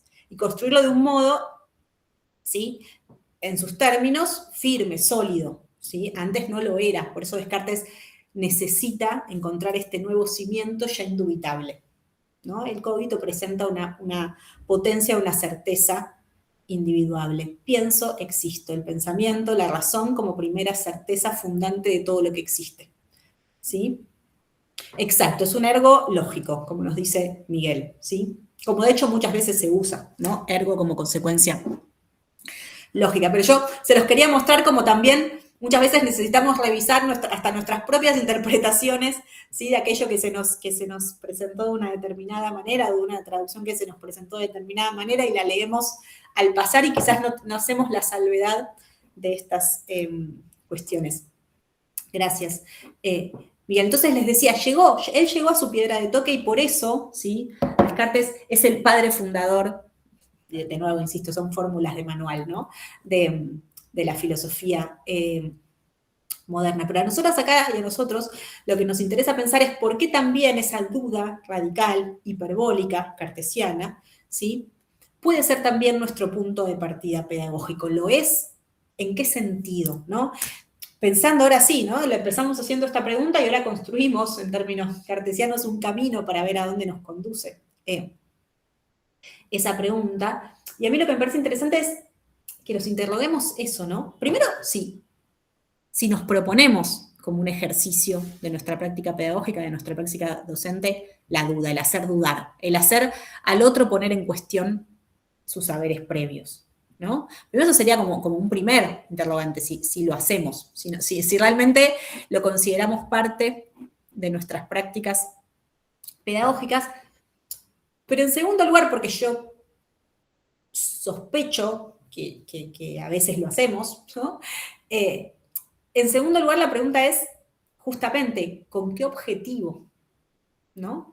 Y también preguntarnos, justamente porque Descartes se pone allí a interrogar y dice, bueno, vamos a interrogar las fuentes de nuestro conocimiento. Entonces, extrapolar y pensar, hoy cuando a alguien le hacemos cuestionar las fuentes de su cuestionamiento, ¿qué es lo que estamos poniendo en cuestión? ¿Qué es lo que estamos buscando que el otro, la otra, se interrogue? ¿No? Y allí yo creo que vamos más allá de una pregunta por la puesta en cuestión de los sentidos. Justamente vamos por una pregunta que permita dar cuenta del fundamento, ¿no? En dónde se origina aquello que considerás como verdadero. Y que hoy podríamos traducir en términos de aquello que considerás como tu opinión verdadera, ¿no? Porque hoy la discusión suele darse en esos términos, ¿no? Esto es lo que yo opino, esto es lo que yo pienso. Y uno podría creer hasta que, bueno, sí, un pensamiento de la duda radical como el de Descartes y que nos llama a pasar por el propio tamiz del pensamiento nos habilitaría a realizar afirmaciones del tipo esto es así porque es lo que yo pienso, ¿no? Entonces a mí me parece interesante que lo que está proponiendo Descartes es revisar ese yo pienso. ¿Quién lo piensa? ¿De dónde surgió? ¿Cuál es la fuente real, ¿sí? de ese pensamiento, de esa opinión que tiene el otro? Insisto, y de nuevo, ¿y con qué objetivo hacemos dudar al otro? ¿Sí? Por un mero placer reflexivo. ¿Por qué nos parece interesante o no el ejercicio de la duda? ¿Sí? Y ahí Magali nos dice por el chat, es que nos permite pensar la construcción de un nuevo sujeto, el sujeto pedagógico. Y ahí yo le preguntaría, ¿en qué sentido? Magali, ¿en qué sentido el sujeto pedagógico? Para poder ponerlo en común, ¿a qué te estás refiriendo allí con sujeto pedagógico? Y nos bancamos un ratito en silencio. Quien quiera hablar y desmutearse lo hace, pero parte del pensamiento es ese también del que hablaba Descartes, ¿no? Es ese tiempo y espacio de la reflexión, del pensamiento, que también muchas veces implica el silencio. Magali, ¿querés desarrollarnos un poquito más? ¿A qué te referís allí con sujeto pedagógico, que es un concepto que podemos compartir, pero para explicitar a qué estás queriendo hacer referencia? Ahí voy, dice Magali. Perfecto, es que escribir es más difícil que levantar el micrófono y hablar.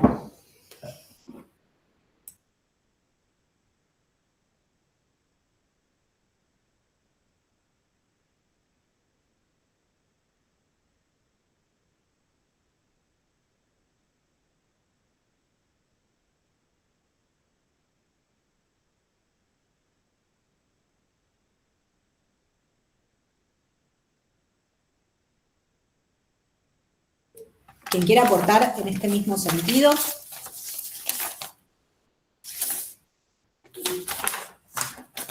Y yo les agrego otro interrogante, ¿no? Si la duda en términos radicales, hiperbólicos, como la propone Descartes, es posible y si es hasta deseable, ¿no? Porque también nos tenemos que hacer esa pregunta, si el carácter radical de la duda cartesiana en un espacio pedagógico, en un espacio áulico, es deseable, si esa duda tiene que ser planificada, ¿no? ¿Qué hacemos con esa duda? ¿Abrimos la puerta al ejercicio del dudar hasta sus últimas consecuencias? ¿Lo conducimos? ¿En qué sentido obturamos el ejercicio de la duda si lo estamos conduciendo? ¿Sí? Y Sabrina dice, obviamente, que ahí interviene el elemento voluntario, ¿no? El elemento de la voluntad, que yo creo que es un poco al que refiere, ¿sí? Luego Descartes en esas últimas líneas que leíamos del bueno, me dejo arrastrar por mis antiguas opiniones, pero que ahí también es interesante que pensemos en esa voluntad, cómo se construye, ¿no? Que no dejemos esa voluntad en términos de una decisión individual, ¿no? Porque me parece que siempre que uno se para en este rol es interesante poner también en revisión nuestros propios preconceptos y en ese sentido pensar las condiciones de posibilidad de una voluntad crítica, por ejemplo, de una voluntad reflexiva, de una voluntad que se proponga poner en cuestión sus propios pensamientos, ¿no? Justamente para que la tarea, el rol, ¿no? tenga sentido, en tanto y en cuanto no lo deleguemos, ¿sí? A una cuestión de una decisión voluntaria individual, aunque insisto, comparto y hasta Descartes lo menciona, ¿no? Esta idea de, bueno, sí, dejarme arrastrar por una voluntad de quedarme con mis antiguas creencias, con mis antiguos pensamientos. Por eso él lleva al extremo y nos trae la hipótesis del genio maligno. Y dice, si no la llevamos hasta ese extremo, volvemos a dormirnos, volvemos a confiar en aquello que en verdad podría ser dudoso, ¿no?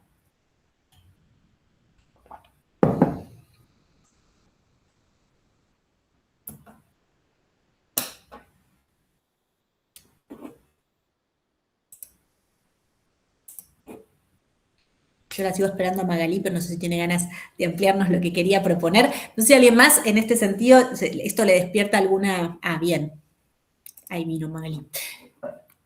Les leo por si no todos tienen ahí el chat tan a mano. Dice, poder pensar en esto que venís trayendo permite remitirnos a los cambios que se van a ir dando en materia pedagógica en cuanto a la forma de pensar, hacia quién nos dirigimos, cuando en términos cartesianos pensamos quién debe o no llevarse por la duda metódica, cómo, de qué manera se presenta ante los sujetos. No, yo creo que, o si entre todas y todos te ayudamos, yo creo que sí, Magali, te estás expresando, porque también es interesante lo que decías en términos de construcción de este sujeto, de a quién le estamos hablando, con quién estamos dialogando, que ahí también hay un cruce en esto de como fundador de la filosofía moderna y como punto de partida pedagógico. Este gesto de la duda que nos propone Descartes, que luego va a ser, que luego no, en realidad antes, porque es un texto anterior, hay un texto que no es tan leído como las meditaciones, pero que es un texto muy interesante para volver de Descartes, que es el discurso del método, justamente. En ese texto, Descartes nos habla de cómo finalmente le encuentra el camino que le permite alcanzar la verdad en las ciencias. Ese método y camino tienen la misma raíz. Hablar de método es como hablar de un camino que me permite conducirme para alcanzar esas nuevas verdades seguras que está buscando. Pero también es verdad que en ese texto, Descartes, que acá es un supuesto y en ese texto lo dice con claridad, Descartes dice que capacidad de razón, buen sentido, lo llama él ahí, lo llama capacidad de distinguir lo verdadero de lo falso, es una cualidad universal, presente en todas y en todos, ¿no? Este gesto radical de la modernidad de universalizar la facultad de la razón y universalizar la facultad de distinguir lo verdadero de lo falso, también tiene que ver con la construcción de un sujeto racional a quien yo considero que es posible llevarlo a poner en cuestión sus saberes previos, porque también considero que es posible rearmar y construir saberes significativos para ese sujeto que como tal es capaz de crearlos, es capaz de constatar sus propias verdades, sus propios saberes, pero no un propio en ese sentido individual, después porque a mí me parece, sino de poder dar cuenta de cómo se construyen esos saberes. Esos saberes acá siempre he pensado como aquello que vamos a considerar verdad, aquello que nos parece un conocimiento significativo, ¿no? Entonces, esta idea de, creo, quizás me estoy extendiendo o me estoy yendo de lo que vos querías decir, Magali, pero esta idea de que claro, es también, por eso yo hacía la analogía también con la alegoría de la caverna platónica, ¿no? Esta idea de, bueno, sí, el camino que realiza el prisionero que se libera y sale de la caverna, pero es interesante, me parece a mí, que como desde nuestro presente y como docentes nos preguntemos de nuevo, insisto, ¿qué andamiaje damos para ese camino, ¿no? De nuevo, para no dejarlo librado, ¿sí? En términos platónicos, a la voluntad de ese prisionero que se libera y que con esfuerzo sale de la caverna, y uniéndolo con lo que decía Magali, esta idea de, bueno, sí, es porque lo considero un sujeto capaz de tanto poner en cuestión como metódicamente, ¿sí? Construir, poder dar cuenta, fundamentar aquello que se va a proponer como verdadero, ¿no? Es decir, tengo que darle al otro ese lugar. Si lo voy a llevar al lugar de la duda, también le tengo que dar el lugar, ¿sí?, de la posibilidad de producir conocimiento, de construir conocimiento. Y allí es donde se nos une este inicio de la filosofía moderna con este punto de partida pedagógico. Es este lugar, esta validez que le doy al otro, a la otra, en ese sentido. Y Miguel nos dice, exacto, que Descartes, Miguel, de vuelta nos hace una aclaración muy pertinente, que tiene que ver con todo el que quiera no escribir y hablar, bienvenido, bienvenida,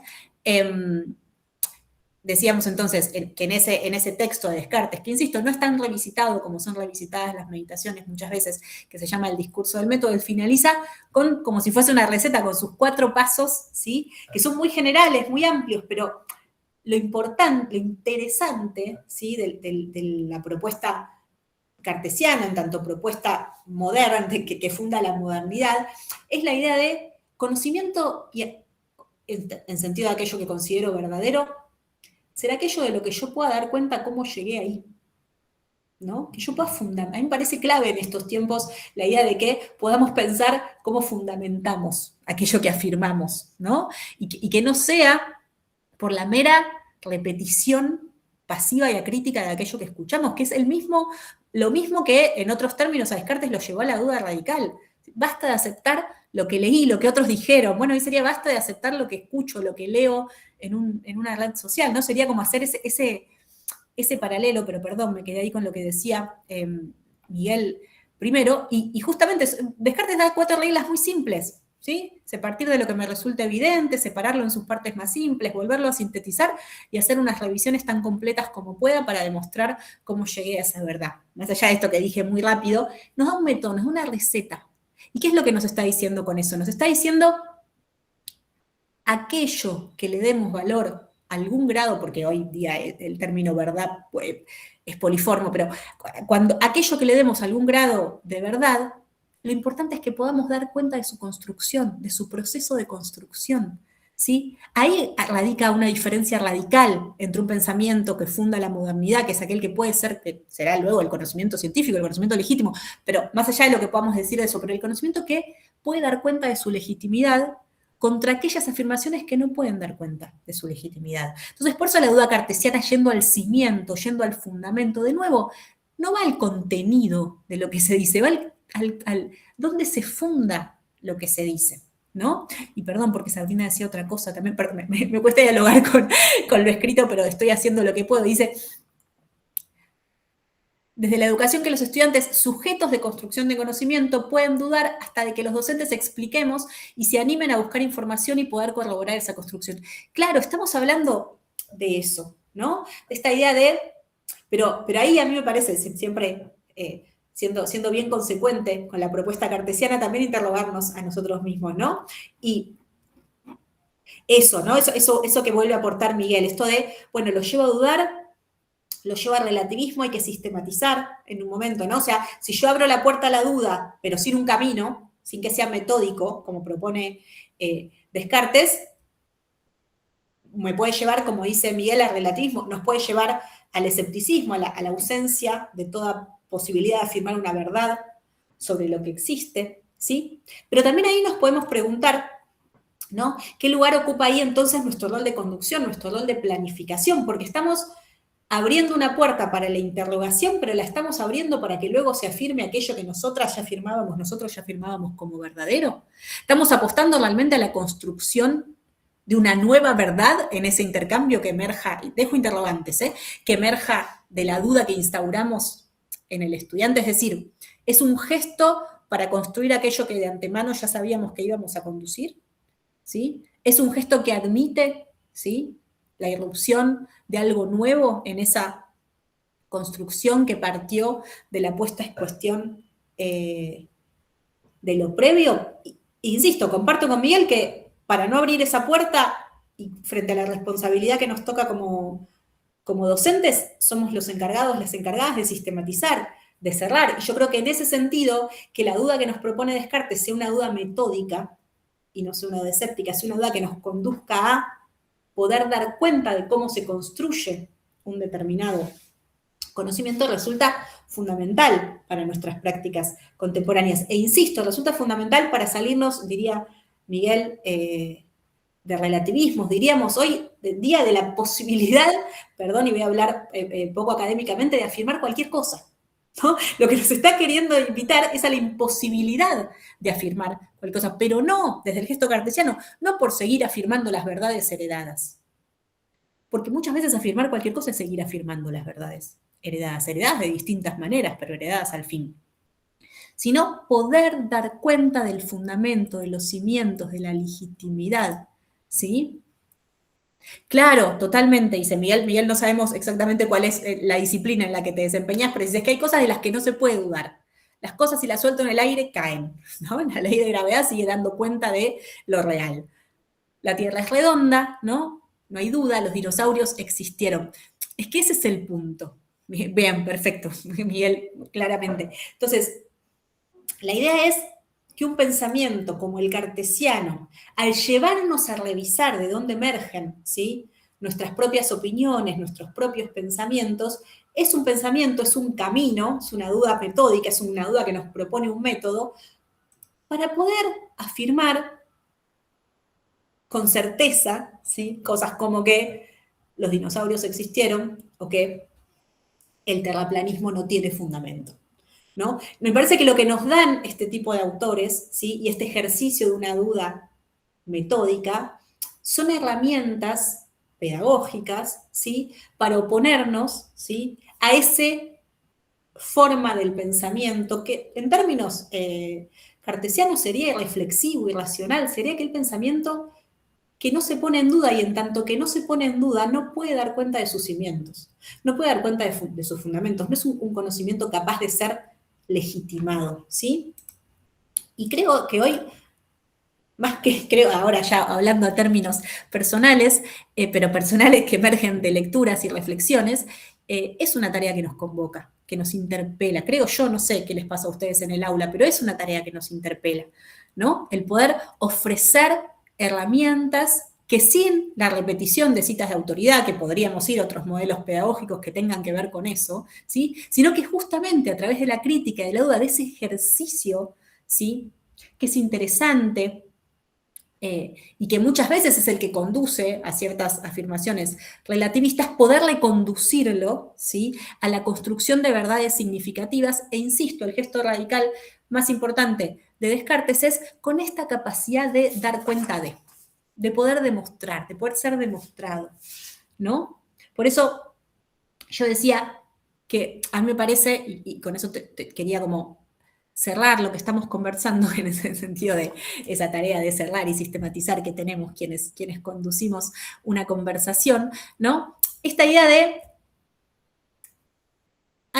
la duda cartesiana abre un gesto, hay un etos, hay una actitud que es interesante recuperar, ¿sí? Que era interesante en la época cartesiana, era interesante en tanto que era aquello contra lo que él estaba discutiendo, con quien estaba dialogando, ¿sí? Al tiempo que en nuestros tiempos pensar que ese etos, ese recuperar, ¿sí? Ese gesto de la duda, de la desconfianza en forma metódica, en forma de poder dar cuenta del origen de nuestras afirmaciones, resulta fundamental para no caer en afirmaciones como las que comentaba Miguel hace un rato. Sí, Magalí, te damos la palabra. No, perdón, se me apretó sin querer. No, pero igual acoto algo y en lo cuanto a lo que venías hablando, bueno, y lo que venimos ahí hablando en el chat, que me parece súper interesante, digo, ¿no? Y que nos pasa muy a menudo dentro del aula. Yo este texto lo suelo trabajar bastante, y a veces, y con algo que traían, ¿no? A veces haciendo la analogía con la alegoría de la caverna, y me ha pasado que a veces estudiantes me han dicho, bueno, profe, pero si yo no quiero salir de este lugar. Claro, y es válido el gesto también, ¿no? Y ahí vuelve la cuestión voluntaria de la que hablaban hace un rato. Sí, perdón, Magali. No, perfecto, bueno, esto, digo, entonces a una se le moviliza en algunas cuestiones para, bueno, a ver cómo invitamos y cómo, esto que decías hace un rato, que como que me quedó ahí, ¿no? ¿Qué hacemos en el aula con este gesto cartesiano, ¿no? Cuando vos decías esto, ¿no? Que es hacer un camino reflexivo sobre los conocimientos previos. ¿Y cómo invitamos en este sentido, entonces, a que esos estudiantes que de pronto se paran desde ahí, digamos, empiecen o quieran mirarse y movilizar sus propios cimientos y esto de dónde vienen y hacia dónde vamos a ir y qué queremos construir. Yo me he encontrado muchas veces, ¿no? En cuando pido, no sé, bueno, vayamos a pensar, no sé, alguna construcción de una idea propia, desarrollar, digo, ¿no? Partiendo de los disparadores, por ejemplo, de un texto, de un fragmento o de lo que fuese. Y bueno, profe, pero ¿cómo hago para pensar? Dice algo nuevo. O sea, y entonces, bueno, volver ahí a revisitar estas cuestiones, a cómo les invitamos, qué herramientas les ofrecemos y desde dónde, digo, me parece que ahí es fundamental, porque también en estos tiempos en donde lo que traías, las redes sociales, la inteligencia artificial, bueno, un montón de cosas, digamos, generan a veces como, no sé si es la palabra, el estancamiento de la movilidad del pensar o del razonar más que nada, hacen que ese trabajo que de pronto es tan grato, o no sería tan grato, digo, ¿no? Se transforme en algo más automático, digo, ¿no? Y que por tanto decimos, bueno, me lo resuelve, no sé, una máquina, me lo resuelve. Entonces, también, digo, invitar ahí, que me ha pasado mucho, esto últimamente, a ver, no está mal que uses, por ejemplo, la inteligencia artificial, pero ¿cómo corroboras lo que la inteligencia artificial te dice sobre tal texto? No sé si me quiero explicar lo que quiero decir. Sí, totalmente, es que sí. Por ejemplo, les invito, vuelvan a la bibliografía, lean realmente la bibliografía, después dialoguen, entre comillas, con, por ejemplo, la inteligencia artificial, pero ustedes después contraten, corroboren esa información, ese conocimiento, porque hay también una construcción de conocimiento que puede darse y no caer en esto, ¿no? Como decía Miguel también, digamos, en ciertos relativismos y que entramos que pareciera que toda opinión es posible, toda opinión es respetable, que digo, no, bueno, me parece que acá el texto este que trajiste y que trabajamos de Descartes es sumamente interesante para revisar todos estos cimientos que hoy, además, se ponen, digamos, muy en duda de una duda que niega propiamente las certezas. Nada, eso, perdón. Total, no, gracias, Magalí. No, totalmente. Y quiero rescatar dos cosas de lo que trajiste. Primero, esta idea, ¿no? Esta pregunta genuina de ¿y si no quiero?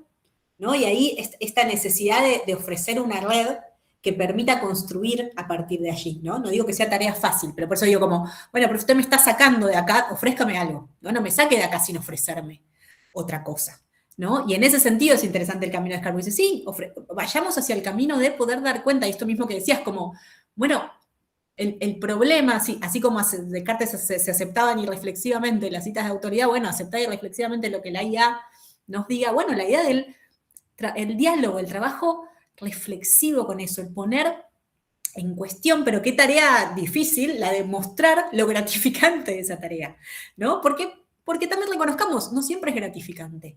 No siempre es gratificante dar cuenta de que aquello que considerábamos verdadero no lo era tal, ¿no? Es gratificante, es posible de ser gratificante si al tiempo como decía hace un rato Sabrina, bueno, se me da el lugar de poder construir a partir de allí otra verdad significativa, pero es a partir de allí que resulta gratificante. Si simplemente se me deja en el abismo y me voy a agarrar de la primera otra verdad que encuentre, porque, ¿no? Y esos también son peligros de los tiempos que corren. Si desarmamos verdades sin ofrecer caminos para construir otras, estamos también ante un panorama desolador. Entonces, es interesante esto que nos decías, y también te agradezco, Mael, que traigas esto de que es un texto que trabajás en clase, porque también a mí me interesa mostrar eso, lo rico que es este texto para ser trabajado en clase, quienes trabajen estas cuestiones, y a mí me parece un texto hasta ni siquiera solo posible de ser trabajado en clases de filosofía. A mí estos espacios de encuentro, estos espacios que UNIPE nos ofrece, también me interesan mucho para esto, para decir, miren la posibilidad que hay de trabajar ciertos textos. Me parece que este intercambio con colegas, es decir, yo lo trabajo de esta manera y hago esta analogía, que obviamente ni vos ni yo, Magalí, le inventamos la analogía con la alegoría, pero digo, saber que es posible de hacerla, me parece sumamente enriquecedor, pero sobre todo me quedo con esto, ¿no? Este gesto completamente válido, y que también es un poco el que nos decía Miguel hace un rato, bueno, es porque vamos a ofrecer un camino, ¿no? Nos atrevemos a invitarles a este camino de la duda porque tenemos un camino posible a ofrecer, pero sí, es un camino difícil, es un camino arduo, ¿sí? Es un camino para el que se necesita tiempo y espacio, diría Descartes. Por algo no es el hegemónico el pensamiento de la reflexión, ¿no? La reflexión requiere condiciones de posibilidad que no son las de nuestro tiempo. Entonces también allí hay algo muy interesante para pensarnos como docentes y algo allí de la responsabilidad de la tarea, no para responsabilizarnos individualmente, sino todo lo contrario, para que se nos generen las condiciones de posibilidad para que eso sea llevado adelante. Y yo creo que espacios como este, donde dialogamos, donde compartimos con colegas, donde nos volvemos a interrogar sobre nuestras propias prácticas, son fundamentales para tener luego respuestas a ese estudiante que me dice, yo no tengo muchas ganas de pensar por acá, profe, yo prefiero seguir repitiendo lo que tal influencer me dice, ¿no? Entonces, me parece que estos espacios son fundamentales en ese sentido. Digo, como cualquier espacio de encuentro y diálogo con colegas en el que podamos también poner en común estas cuestiones. Como ya estamos sobre la hora de cierre, yo les agradezco muchísimo la participación. Por supuesto, quien se haya quedado con ganas de decir algo, está invitado, está invitada a compartirlo. Yo por aquí, por si tienen ganas, por si algo les quedó en el tintero, les dejo el correo de la mi correo de la universidad, lo que tenga, porque realmente es una apertura, es una invitación al diálogo. Así que cualquier cosa que o mismo sea, me interesó la selección, me la compartís, me escribe y le envío. Y de nuevo, agradecerles mucho por la participación. Me parecen sumamente valiosos estos espacios, insisto, vuelvo a decir, de carácter federal, ¿no? Que también nos permiten encontrarnos en otros tiempos y espacios, en otros espacios en el mismo tiempo. Así que de nuevo, muchísimas gracias por su participación. Si alguien se quedó con ganas de decir algo, este es el momento. Yo sé que esta es la peor pregunta que una puede hacer para que alguien realmente diga algo, pero es genuina. Y si no, nuevamente les agradezco, le aviso a Diego que si quiere es momento de detener la grabación. Y de nuevo, invitadas, invitados allí a continuar el diálogo todas las veces que tengan ganas. Gracias a vos, Magalí, gracias a todas y a todos. Sabemos que no es fácil tener el tiempo para estos encuentros. Les agradezco mucho y bueno, sigue, la semana UNIPE sigue, las actividades siguen, están allí invitadas e invitados.